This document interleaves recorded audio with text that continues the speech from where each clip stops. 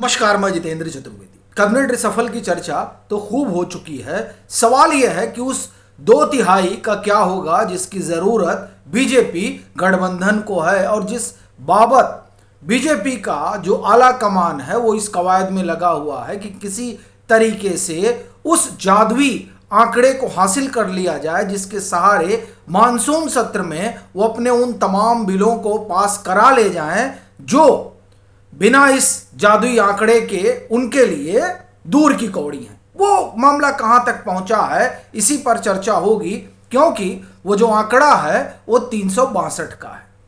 प्रश्न ये है कि क्या बीजेपी वहां तक पहुंच चुकी है। ये सवाल इसलिए भी बड़ा समाचीन हो जाता है क्योंकि जब हम मोदी मंत्रिमंडल विस्तार की चर्चा करते हैं तो वहां एक चीज साफ तौर पर निकल कर आती है कि जो लोग इस गठबंधन का हिस्सा बन रहे हैं किसी भी तरीके से उन्हें भी मंत्रिमंडल में हिस्सा दिया जाएगा। तब सवाल ये उठता है कि जो रिसफल की चर्चा चल रही है और जिसकी तारीखें बताई जा रही हैं वो तारीख जो है अब कहा जा रहा है कि आगे बढ़ गई है। तकरीबन 12 से 15 दिन अब लगेगा कैबिनेट रिसफल में, और अब ये मानकर चलिए कि वो 12 से 15 दिन भी मानसून सत्र के बाद ही होगा। चूंकि 12 से 15 दिन अगर कहा जा रहा है तो 21 जुलाई से तो मानसून सेशन ही शुरू हो जाना है, तो अब जो होगा वो उसके बाद ही मुमकिन दिखाई देता है। लेकिन सवाल यह है कि इसके टलने की वजह क्या है और उसका 2/3 से क्या लेना देना है। देखिए, टलने का सीधा कारण है एक तो जो तमाम डिग्निटरी वगैरह आ रहे हैं और पीएम की अपनी जो व्यस्तता है वो एक बड़ा मसला है जिसके कारण चीजें आगे बढ़ाई जा रही हैं। दूसरा 2/3 वाला मसला है, उस 2/3 पर लगातार काम चल रहा है और ऐसा मालूम पड़ता है कि अखिलेश यादव की समस्या बढ़ने जा रही है। यह मैं इसलिए कह रहा हूं क्योंकि ओम प्रकाश राजभर लगातार एक्स पर पोस्ट लिख रहे हैं।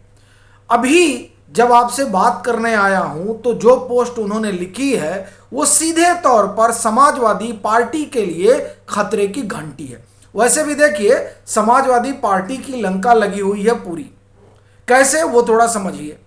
देखिए, कांग्रेस ने मुंह बनाना शुरू कर दिया है और अगर कांग्रेस मुंह बना रही है और अलग चुनाव लड़ लेगी तो उसकी तो भद पिटेगी ही पिटेगी। समाजवादी पार्टी का भी जो है पूरा जो लोकसभा चुनाव के बाद आडंबर खड़ा था वो सब धराशायी हो जाएगा। कारण दलित वोट शिफ्ट हुआ था जिसके वजह से समाजवादी पार्टी 37 सीटें लोकसभा में जीत पाई थी और अब उनको लग रहा है कि लोकसभा का प्रदर्शन वो जो है वो विधानसभा में कर लेंगे जिसकी संभावना ना के बराबर है। और जो कुछ बचा खुचा था उसे कांग्रेस ने पूरा कर दिया है राजेंद्र पाल गौतम को प्रभारी बनाकर उत्तर प्रदेश का, और वो लगातार बहन जी से संपर्क करने में लगे हुए हैं कि कांग्रेस और बसपा का गठबंधन हो जाए। ये गठबंधन हो या ना हो, लेकिन राजेंद्र पाल गौतम को प्रभारी बनाकर उस दलित वोट को अपनी तरफ खींच लिया है कांग्रेस ने, जो 2024 के लोकसभा चुनाव में समाजवादी पार्टी को मिला था कांग्रेस का साथ होने के कारण। तो इनके लिए मामला बड़ा ट्रिकी हो गया है। अब जब इस तरह की सियासत चल रही है तो उस सियासत में इनके जो सांसद हैं वो क्या करेंगे। इनके सांसदों के पास कोई विकल्प नहीं है इस समय, और इसीलिए ओम प्रकाश राजभर लगातार पोस्ट कर रहे हैं। अभी पोस्ट जो उनकी देखिए, वो कह रहे हैं कि 2027 में समाजवादी पार्टी साफ हो जाएगी। अब आप इसका देखिए, ये साइकोलॉजिकल गेम है। अगर साफ हो जाएगी जैसा कि ओम प्रकाश राजभर दावा कर रहे हैं, वो बड़े नेता हैं, वो जमीन को देख रहे हैं, तो आप समझिए कि इन सांसदों का क्या होगा। और ये सांसद कैसे जीते हैं वो सांसद भी जान रहे हैं। कोई 40,000 से जीता है, कोई 50,000 से जीता है। मतलब ज्यादातर सांसद तो ऐसे जीते हैं ना साहब। ये जो इनके 37 है इसमें 20 से 25 सांसद आप ये मानकर चलिए कि कोई 30,000 से, कोई 50,000 से, सलेमपुर वाले तो 2,500 से जीते हैं। तो अब आप सोचिए कि लोकसभा चुनाव में इतना कम मार्जिन कोई मायने नहीं रखता है। तो इसलिए माना जा रहा है कि जो लगातार ये कर रहे हैं कौन, ओम प्रकाश राजभर, वो सीधे तौर पर इनको ग्रीन सिग्नल मिला हुआ है कि तोड़ के लाओ। और टीएमसी का हालत देखकर ये टूटने के लिए माना जा रहा है कि तैयार बैठे हैं। तो कोई 27 सांसद हैं जो यहां से टूटेंगे। तो जो 2/3 का आंकड़ा है, अगर उस आंकड़े पर आप गौर करें तो 27 समाजवादी पार्टी के ले लीजिए, 5 जो है वो शरद पवार गुट के ले लीजिए, ये हो गए 32। ठीक साहब, 20 जो है वो पहले से आ रखे हैं टीएमसी वाले, तो ये हो गए 52। और 6 आ रखे हैं उद्धव ठाकरे वाले गुट से, तो ये हो गए 58। अब 58 तो हो गए, लेकिन इन 58 के आने के बाद जो आंकड़ा पहुंचता है वो आंकड़ा 351 का है। और साहब, जादुई आंकड़े की जो जरूरत है वह भी इतनी ही है। अब आप कहेंगे पहले तो 362 कहा जा रहा था, आप कह रहे इतनी है। देखिए, जो स्ट्रेंथ है ना, उस स्ट्रेंथ के लिहाज से चाहिए। तो अभी जो फिलहाल लोकसभा की स्ट्रेंथ है, उस स्ट्रेंथ के लिहाज से 250 चाहिए। जब अप्रैल में महिला आरक्षण बिल प्लस डिलिमिटेशन बिल लाया गया था, तब भी बहुमत की जो दरकार थी, विशेष बहुमत की, वो 350 की ही थी। तो अभी भी वो सदस्य संख्या जो है वो भरी नहीं है, यानी 243 का स्ट्रेंथ नहीं है। जो मौजूदा स्ट्रेंथ है, उस स्ट्रेंथ के लिहाज से 250-51 चाहिए। उतना अभी सीधे सीधे दिखाई दे रहा है। तो जिस 2/3 की बात हो रही है, उस 2/3 के दहलीज पर बीजेपी खड़ी है। अच्छा, उसमें एक मामला डीएमके वाला भी है। और डीएमके का साथ जिस तरह से उसके तमाम सहयोगी छोड़ रहे हैं, उससे तो लग रहा है कि डीएमके के पास कोई विकल्प है नहीं। और वैसे भी डीएमके चाहता है कि थलपति विजय की सरकार गिर जाए। तो थलपति विजय की सरकार तो तभी गिरेगी जब डीएमके एनडीए के साथ आएंगे, एनडीए का समर्थन करेंगे।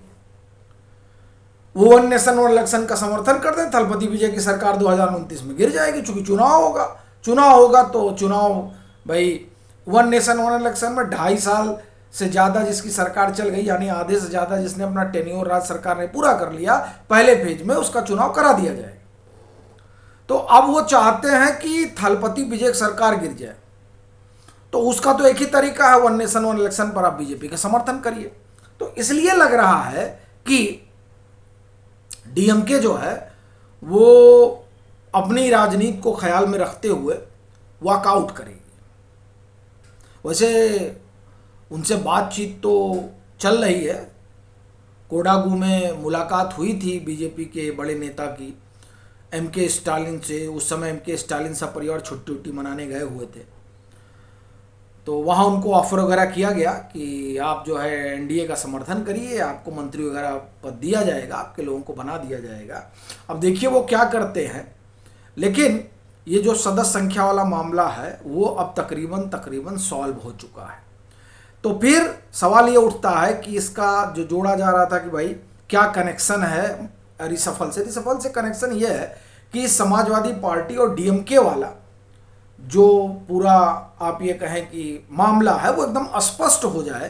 तो जब वो स्पष्ट हो जाए तो अब मंत्रिमंडल विस्तार एक ही बार होगा, रोज थोड़े होगा कि एक बार अभी कर लिए और उसके बाद में जब इधर से कोई आएगा तो फिर किया जाएगा। तो ऐसा नहीं है, वो एक ही बार जो है वो सब तय हो जाना है। तो ये थोड़ा और साफ हो जाए। तो अब वो साफ होने में जब तक जो ये समय ले रहे हैं उसमें आप देखिए कि मानसून सेशन आ जाएगा। तो इसलिए माना जा रहा है कि वो टलेगा। लेकिन वो बात एक अलग है, टलेगा, उस टलने का जो कारण है वो व्यस्तता भी है और फिर अस्पष्टता भी है कि अस्पष्ट हो जाए।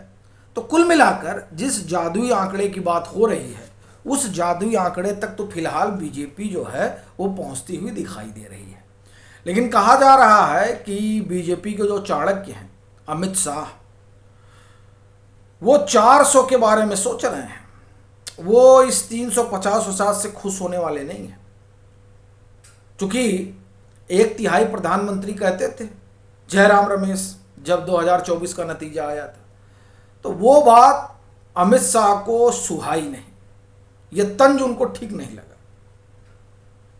अब पीएम उसको बर्दाश्त किए हों, उनको ठीक लगा हो, बात अलग है, लेकिन केंद्रीय गृह मंत्री लग रहा है कि इसी मोड में है कि निपटा देना है 400 वाला मामला। तो कुल जो है आप समझिए कि खेला इसी के इर्द गिर्द है। बाकी आपकी अपनी क्या राय है ज़रूर साझा करिएगा, और अगर मतांतर से नहीं जुड़े हैं तो जुड़िएगा भी।